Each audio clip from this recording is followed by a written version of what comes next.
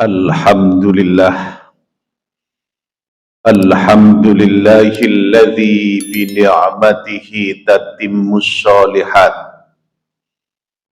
Asyhadu an la ilaha illallah wahdahu la syarikalah.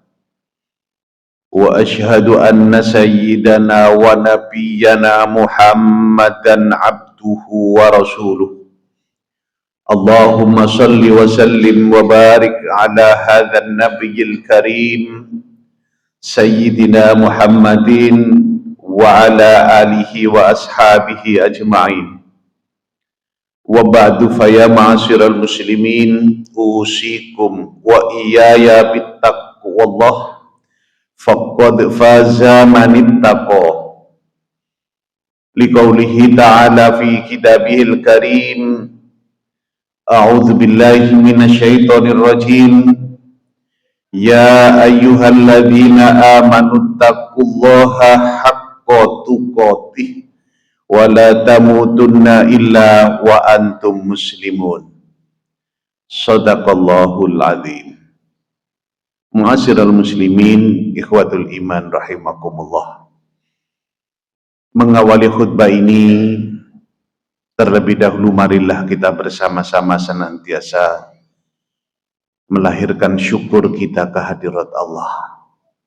Karena sampai saat ini Allah masih memberikan kepada kita satu kesempatan, kemampuan, kemauan, serta kesehatan, sehingga kita bisa hadir di masjid yang mulia ini untuk melaksanakan satu di antara kewajiban kita, yaitu melaksanakan sholat Jum'ah secara berjamaah.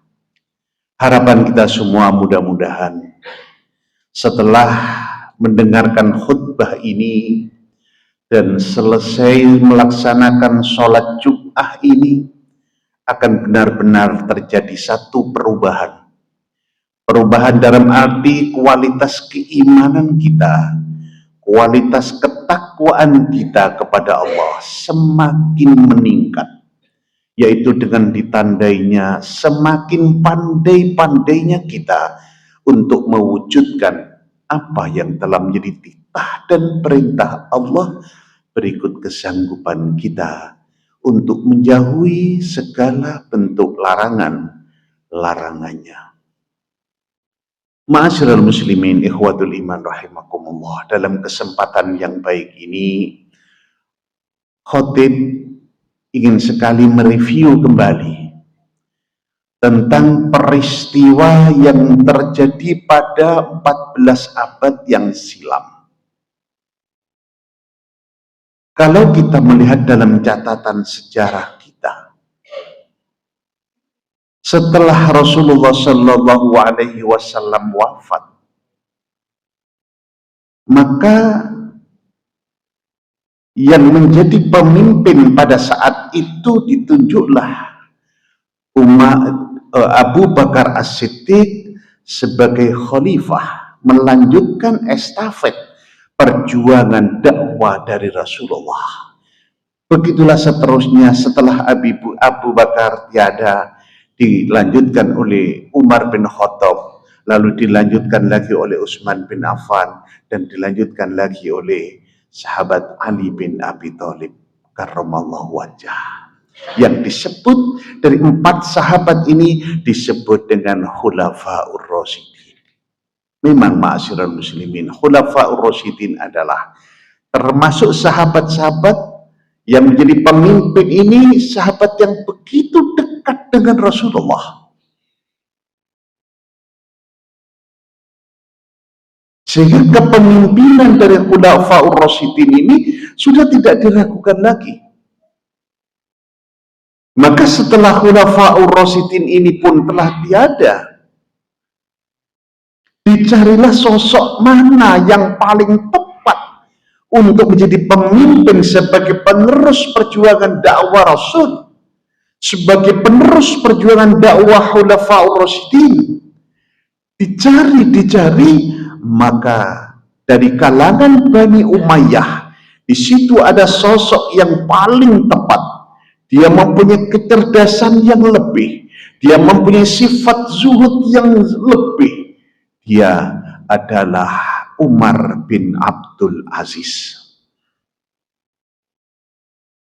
Ketika Umar bin Abdul Aziz ini dinobatkan sebagai khalifah, pada siang harinya ia dilantik menjadi khalifah, lalu pada malam harinya para sahabat-sahabat khalifah ini datang ke kediaman Khalifah Umar bin Abdul Aziz dengan satu tujuan. Barangkali Khalifah Umar bin Abdul Aziz ini mengadakan tasyakuran atau mengadakan pesta karena siangnya baru dilantik sebagai khalifah. Namun apa yang terjadi, ma'asyiral muslimin?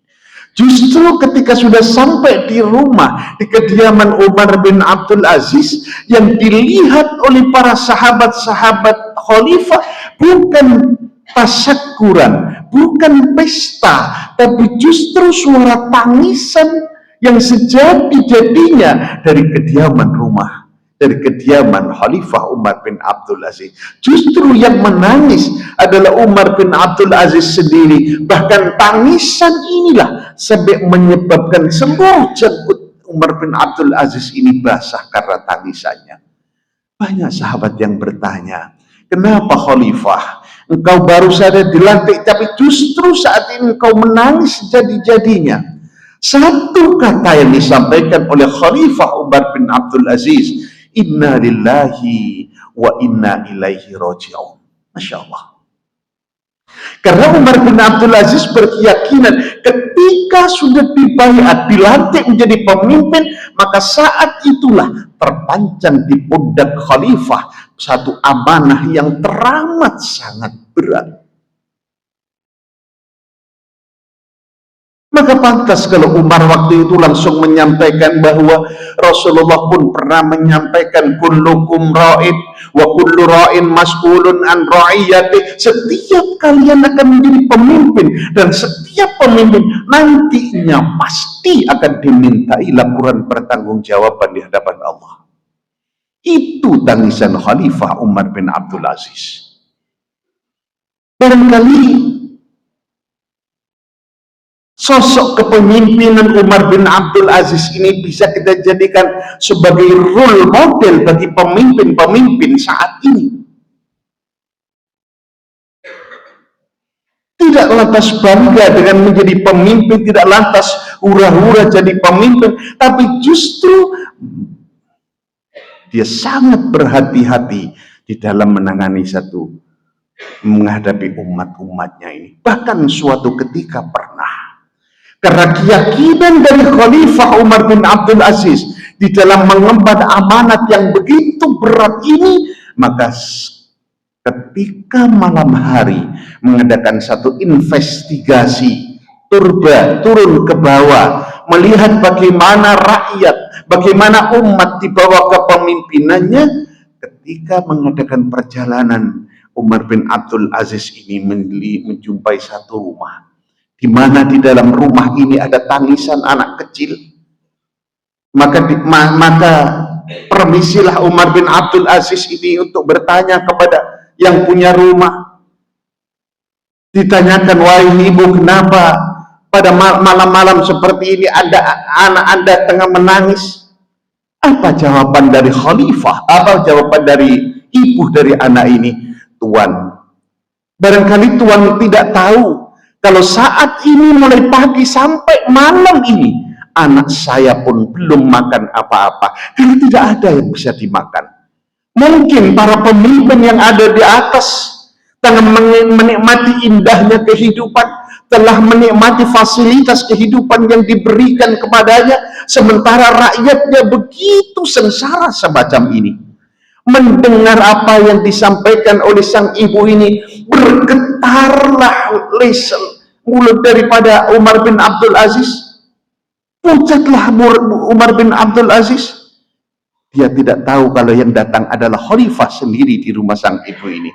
Pulanglah Umar bin Abdul Aziz, sampai di rumah disampaikan kepada istrinya, wahai istriku, apa yang ada di rumah ini tolong bungkus. aku sendiri yang akan membawa ke rumah dan aku berikan kepada orang-orang yang berhak untuk menerimanya. Masya Allah. Barangkali pemimpin-pemimpin seperti inilah yang harus kita jadikan sebagai uswatun, sebagai contoh. Kalau kita melihat sedikit ke belakang misalnya, pemimpin-pemimpin saat ini tidak sedikit yang ketika belum menjadi pemimpin saja, yang didatangi musola, yang didatangi masjid-masjid, yang didatangi kampung-kampung dengan memberikan sumbangan bantuan ini dan itu dan sebagainya. Tapi ketika sudah menjadi pemimpin, kadang-kadang jalan menuju ke masjid saja dia tidak tahu, dia lupa. Wal-iyadzubillah, wal-iyadzubillah. Kita semua berharap mudah-mudahan pemimpin kita yang ada di negeri ini akan mampu mencontoh pemimpin-pemimpin yang mempunyai sifat zuhud semacam ini, sehingga akan terciptalah satu negeri yang gemah ripah loh jenawi, negaranya akan menjadi negara yang baldatun thayyibatun wa rabbun ghafur. Ma'asyiral muslimin ikhwatul iman rahimakumullah. Tidak cukup sampai di situ. Bahkan Umar bin Abdul Aziz pernah suatu ketika tidak keluar, dia tidak ke masjid, dia tidak pernah dilihat di mana beliau sekarang saat ini. Sahabat-sahabat banyak yang bertanya, di mana beliau Umar bin Abdul Aziz, sang khalifah kok tidak pernah kelihatan. Didatangilah di kediaman rumah Umar bin Abdul Aziz ini oleh sahabat. Lalu apa yang dilihatnya? Justru Umar bin Abdul Aziz saat itu sedang dalam keadaan sakit yang teramat parah. Para sahabat khalifah semua terkaget-kaget melihat pakaian dari khalifah yang sudah lusuh, yang sudah kumal. Disampaikan kepada sang istri, wahai istri khalifah, tolong ambilkan baju, ambilkan gamas, biar saya yang menggantinya pakaian ini. Karena kelihatannya pakaian ini sudah kotor, sudah lusuh semacam ini. Apa jawaban dari sang istri khalifah? Dengan jawaban yang santun, dan ia mengatakan, wahai sahabat-sahabat khalifah, ketahuilah bahwa pakaian yang dipakai khalifah saat ini adalah pakaian satu-satunya pakaian kebesaran satu-satunya yang dimiliki oleh khalifah. Inilah seorang pemimpin yang mempunyai sifat yang zuhud. Bagaimana saat itu banyak orang yang mengatakan bahwa orang yang paling zuhud adalah ulama yang bernama Malik bin Dinar. Ketika Malik bin Dinar ditanya, benarkah wahai ulama Malik bin Dinar, Anda adalah orang yang zuhud? Tidak. Kalau kalian semua ingin mencontoh siapa orang yang paling zuhud, contohlah Khalifah Umar bin Abdul Aziz. Zuhud adalah mengesampingkan segala keduniawiaan.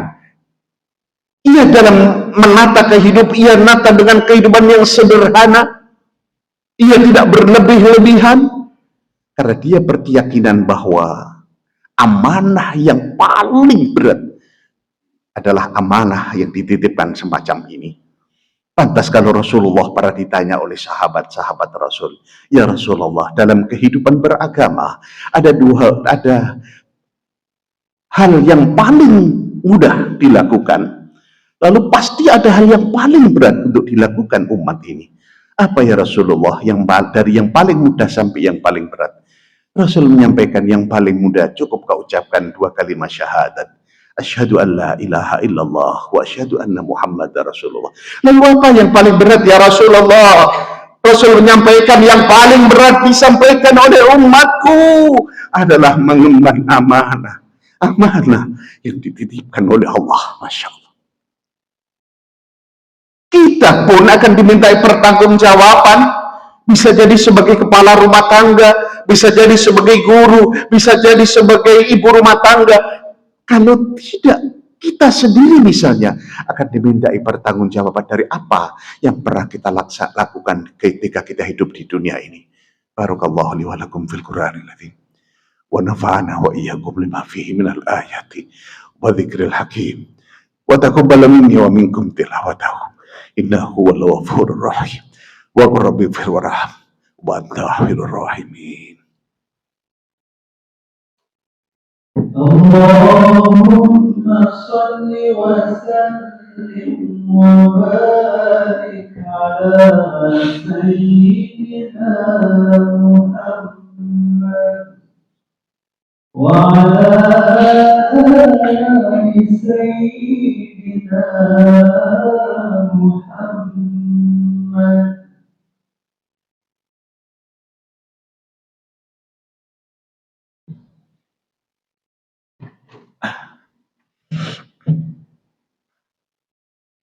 Innal hamdalillah nahmaduhu wa nasta'inuhu wa nastaghfiruh wa na'udzu billahi min syururi anfusina wa min sayyiati a'malina. May yahdihillahu fala mudhillalah wa may yudlilhu fala hadiyalah. Asyhadu an la ilaha illallah wahdahu la syarikalah wa asyhadu anna sayyidana wa nabiyyana Muhammadan abduhu wa rasuluh. Allahumma salli wa sallim wa barik ala hadzal nabiyil karim sayyidina Muhammadin wa ala alihi wa ashabihi ajmain. Wa ba'du fa ya ma'asyiral muslimin ittaqullaha haqqa tuqatih wa la tamutunna illa wa antum muslimun. Kama qala Allah ta'ala fi kitabihil karim, a'udzu billahi minasy syaithanir rajim. Ya ayyuhalladzina amanu taqullaha wal tanzur nafsum ma qaddamat lighad wattaqullaha innallaha khabirum bima ta'malun. Allahumma shalli wa sallim wa barik ala Muhammad wa ali Muhammad walhamdulillahi rabbil alamin. Allahumma ighfir lil muslimina wal muslimat wal mu'minina wal mu'minat al ahya'i minhum wal amwat. Allahumma ighfir lana dzunubana wal walidina warhamhum kama rabbawna shighara. Allahumma inna nas'aluka hubbaka wa hubba man ahabbaka wa hubba ila amalin yuqarribuna ila hubbika bi rahmatika ya arhamar rahimin. Rabbana la tuzigh qulubana ba'da idh hadaitana wa hab lana min ladunka rahmah innaka antal wahhab. Rabbana dzalamna anfusana wa illam taghfir lana wa tarhamna lanakunanna minal khasirin. Rabbana atina fid dunya hasanah wa fil akhirati hasanah wa qina adzabannar walhamdulillahi rabbil alamin. Ibadallah, innallaha ya'muru bil 'adli wal ihsan wa ita'i dzil qurba wa yanha 'anil fahsya'i wal munkar wal baghi ya'idukum la'allakum tadhakkarun wa la dzikrullahi akbar.